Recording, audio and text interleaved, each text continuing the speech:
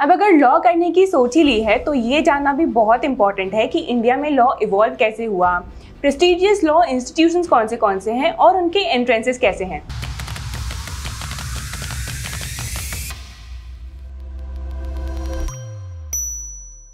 So hello everyone, I am Kartika and we are coming up with a series Law School Insights, जिसमें आपको ये तो पता चलेगा ही कि इंडिया में लॉ इवॉल्व कैसे हुआ, साथ ही साथ इंडिया में कौन से टॉप लॉ इंस्टीट्यूशंस हैं, उनके एंट्रेंसेस क्या हैं, पैकेजेस कैसे हैं, ये सब इन्फॉर्मेशन मिलेगी। तो अगर अपन बात करें कि इंडिया में लॉ इवॉल्व कैसे हुआ तो इसकी हिस्ट्री तो बड़ी ही कॉम्प्लेक्स है, बट इसको 3 मेजर माइलस्टोन्स में डिवाइड करते हैं। First is pre colonial era, second is British period and third is post independence.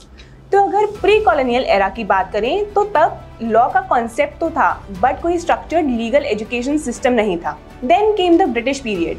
British East India company ने 18th सेंचुरी में एस्टैब्लिश किए mayor's courts in major cities of India which introduce the English common law principles. Then in the 19th century supreme court of judicature was established in Calcutta और उसी के बाद ही Indian high courts भी establish हुए, which further solidified the legal system in India. In the British period, first formal institutions emerged हुए, which were based on the English principles, which started offering law degrees, जिसमें थे the Calcutta University, Madras University and Bombay University.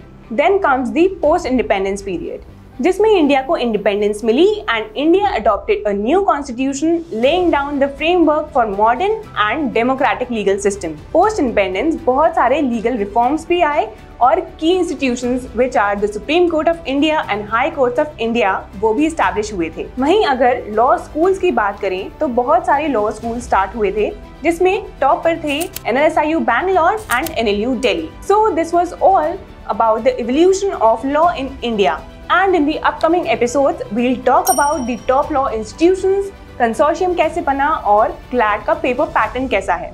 So stay tuned and do subscribe to our YouTube channel.